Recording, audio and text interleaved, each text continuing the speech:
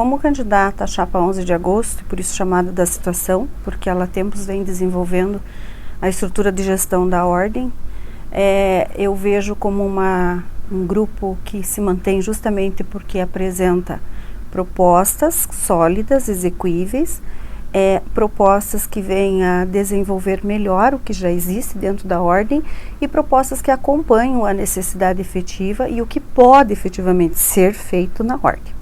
Em relação à gestão do Dr. Jorge Sebastião, é uma gestão hoje considerada como uma das, não vou dizer melhores, por uma questão de respeito a todas as demais que também fizeram um bom trabalho, mas a gestão do Dr. Jorge Sebastião é uma gestão hoje conhecida como uma das mais eficazes das subseções de todo o estado do Paraná.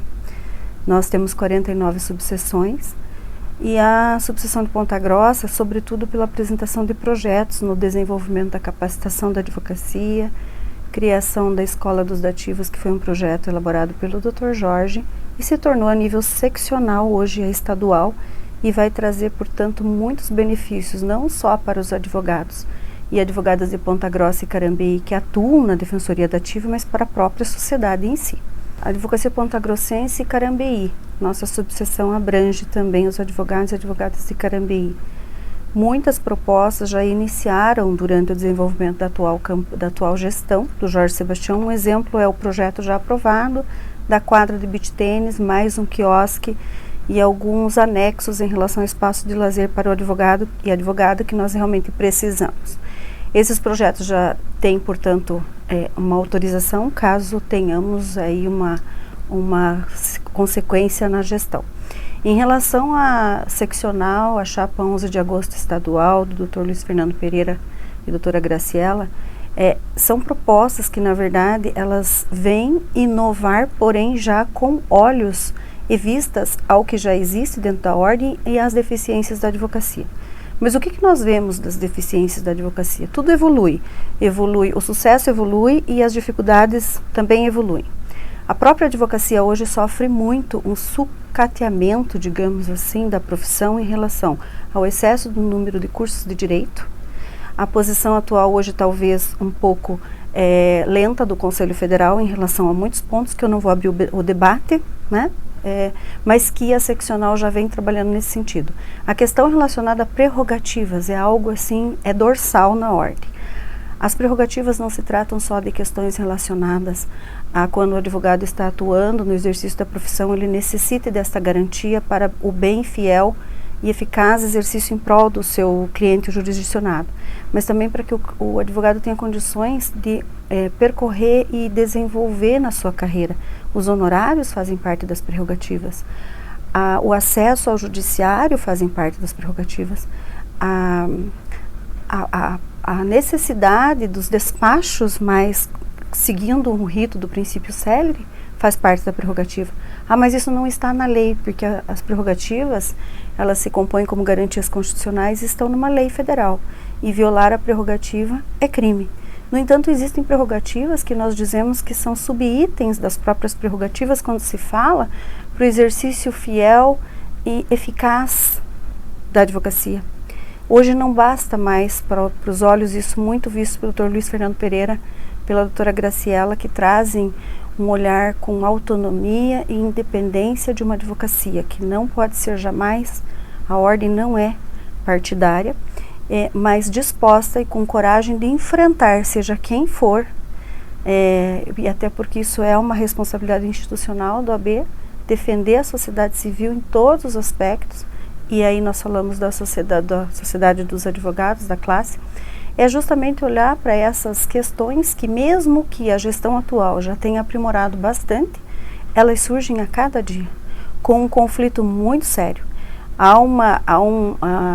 Há situações assim trágicas acontecendo dentro da ordem, um desrespeito muito grande à advocacia, ao exercício profissional, durante ou em relação a questões de acesso desse advogado ao próprio Poder Judiciário, e não só o Poder Judiciário.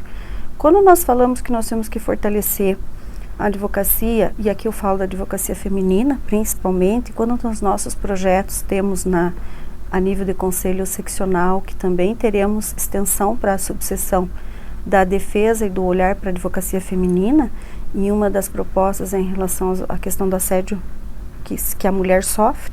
Não estou me referindo limitadamente a assédio sexual, não. Qualquer assédio de ordem profissional, de ordem social, de ordem que possa colocar para a mulher algum empecilho. Nesse sentido, portanto, não só com o judiciário, eu coloco o judiciário, mas o judiciário não é o vilão da história. Eu coloco no sentido de toda e qualquer organização que se mantenha dentro do processo e que envolvam as partes jurisdicionado, advocacia e todos os demais entes que necessitam para que haja o acesso à administração da justiça, que o advogado, né, é necessário para isso, para que haja um processo célere, para que este processo tenha um resultado efetivo, mas, sobretudo, para que ele seja eficaz. Não adianta ser rápido, ter uma sentença e ela não ser eficaz. Então, nós temos assim uma série de debates para se falar em relação ao que já foi feito, o que se pretende fazer e o que nós temos hoje de concreto e execuível a nível de seccional do Paraná, e que se aplica aqui porque é forma de cascata, né? Tem competência que é só na seccional, e aquelas propostas que estão vinculadas e direcionadas especificamente para a advocacia de Ponta Grossa e Carambeí, que aí nós estendemos também. Olhar para a advocacia feminina, a questão do aumento do espaço de lazer tanto para os advogados quanto para as advogadas e familiares, a questão da humanização da advocacia, Ponta Grossa, Carambeí, questão de criação que aí envolve vários projetos, cultura e cidadania, vozes da ordem, que é o coral que envolve tanto advogados quanto a sociedade, a questão relacionada ao próprio processo eletrônico, a capacitação, a mentoria em relação à advocacia jovem, à mulher advogada, dando aparatos para isso, dando suporte não só técnico, mas suporte de substância em relação ao modo de desempenho desse exercício da profissão.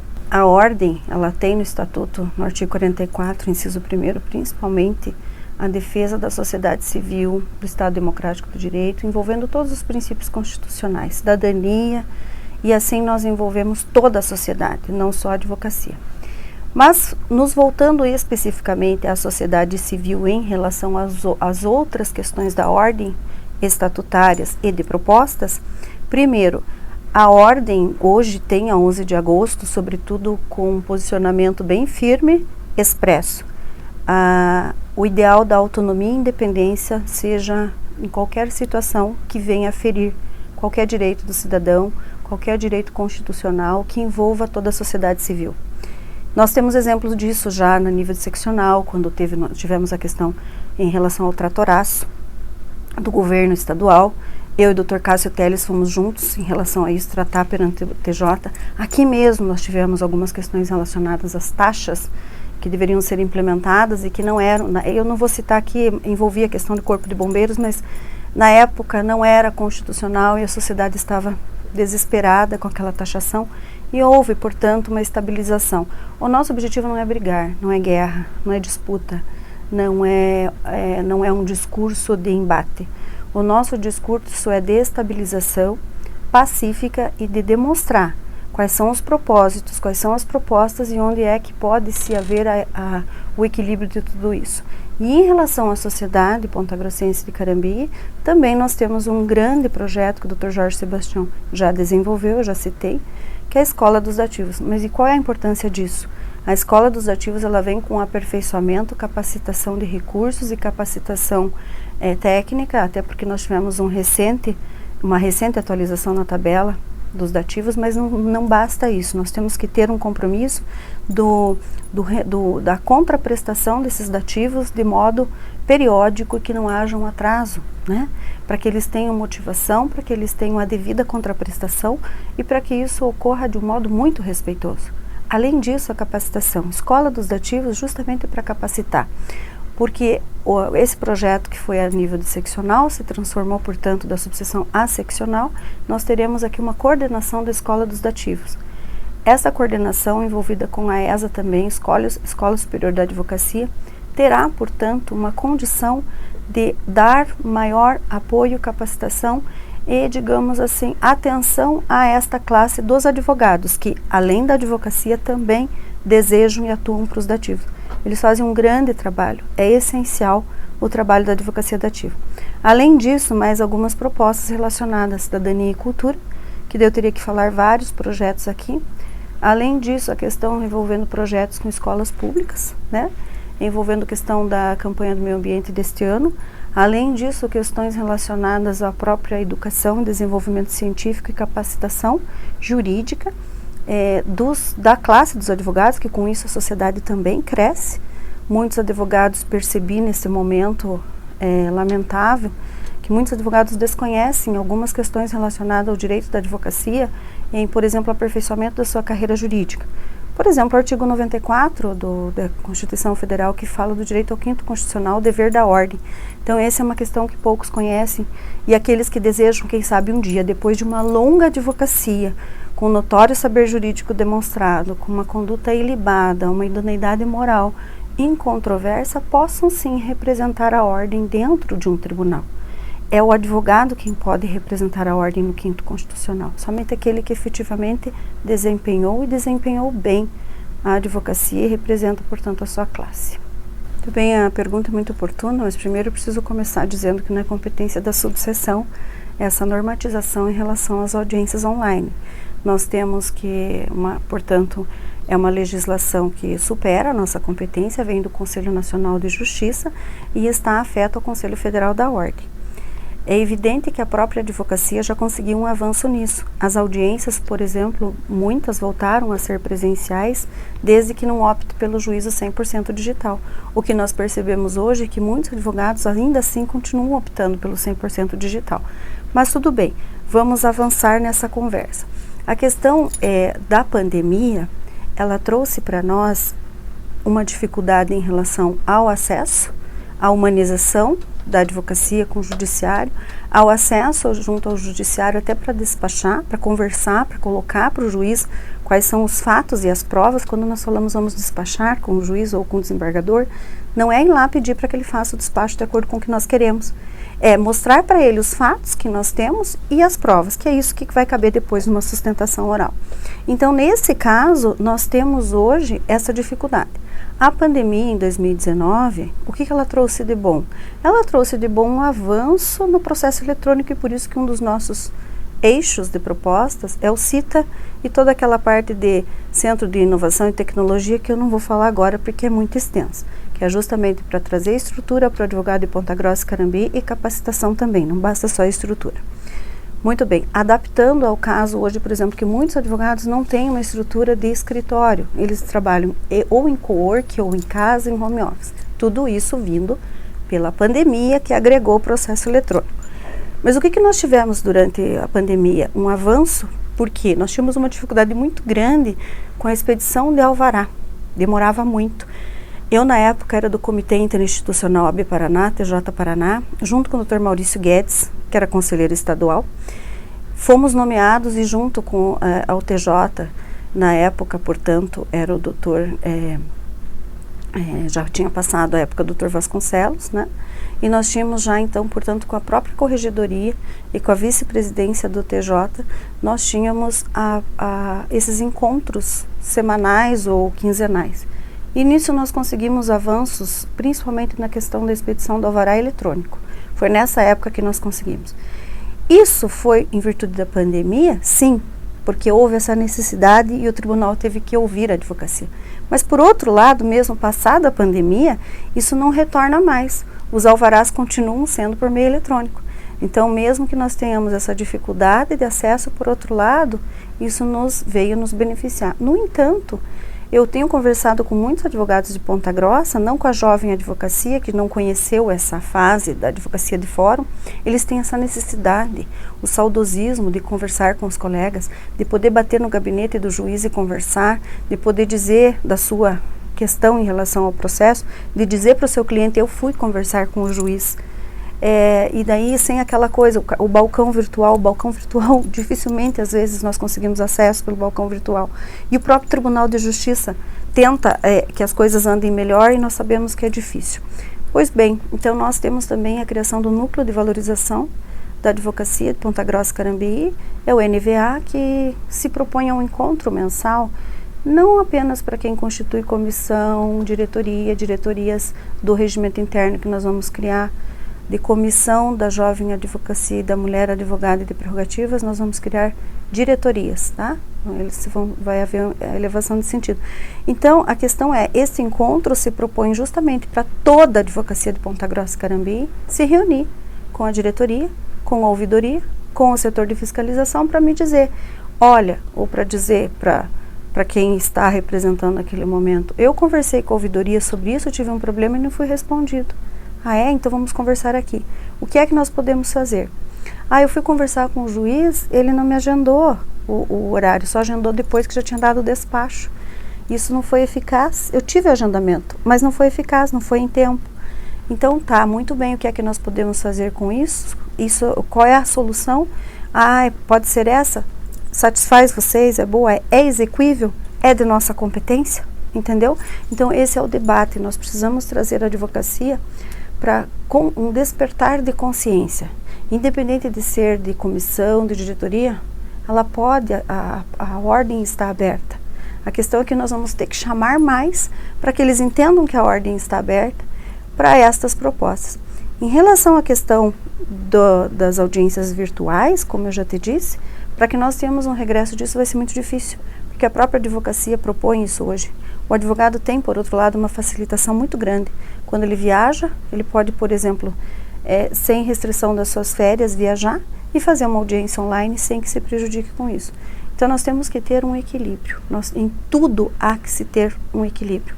Sobretudo, para que não seja subtraído da advocacia o direito à humanização, à relação das partes, para que ontem eu ouvi um advogado falando, nós viramos mero despachantes, às vezes eu me acho um despachante, um advogado falou, e é fato, né? Então, para que não perca-se, para que não haja perda da humanização, para que não haja perda ao acesso do judiciário, porque nós temos o acesso do judiciário, pelo qual é indispensável o advogado na administração da justiça, ele nada mais é que o direito subjetivo de invocar a tutela jurisdicional do Estado. Se o meu direito vai ser procedente, meu pedido, melhor dizendo, vai ser procedente ou não, é outra história. Mas nós temos esse direito, então está dizendo que ele está livre, né? Apesar de mais uma crítica nossa, que também a ser combatida a questão, tem que ser analisada da questão das ações predatórias que o CNJ está colocando, que tipo de ações vão ser consideradas predatórias. Isso não vem suprimir a advocacia, isso aí não é uma forma de abafar. A questão da sustentação oral, que o STJ também, CNJ estão no sentido de que eu vou ter que gravar um áudio para o desembargador ouvir minha sustentação oral na STJ? Será que todos os desembargadores irão ouvir essa sustentação oral por um vídeo? Primeiro que ele não é obrigado a estar naquele momento e não há provas de que realmente ele ouviu toda aquela íntegra. Pode deixar ali, né? Não estou dizendo que isso vai acontecer, mas estou dizendo que a ordem precisa estar muito atenta a toda uma sufocação que está acontecendo e que nós temos sim que olhar para isso. Até a questão das eleições diretas no Conselho Federal também é um movimento da 11 de agosto atual. Mas como eu te disse, tudo que se faz na seccional se replica aqui na subseção. Todos os projetos dos 11 eixos que estão nos eixos da seccional vai se replicar na subseção, a depender do público e a depender do que se é exequível aqui ou não, existe essa capacidade, a competência. Em relação aos outros eixos, todos nós desenvolvemos detalhadamente, justificadamente, para a advocacia de Ponta Grossa e Carambeí. Tanto que para Carambeí nós teremos amanhã um evento de conversa com esses advogados de Carambeí, no qual nós vamos criar a diretoria OAB Ponta Grossa itinerante Carambeí. Por quê? Porque uma vez por mês as reuniões das diretorias terão que acontecer em Carambeí, deverão acontecer em Carambeí, a menos que os advogados de Carambeí prefiram vir a Ponta Grossa. Não, nós queremos ir até Ponta Grossa. Por que isso? Porque nós temos que estar próximos deles. O Dr. Jorge já começou a fazer isso, tá? É uma gestão que já também, essa ideia é trazida pelo Dr. Jorge.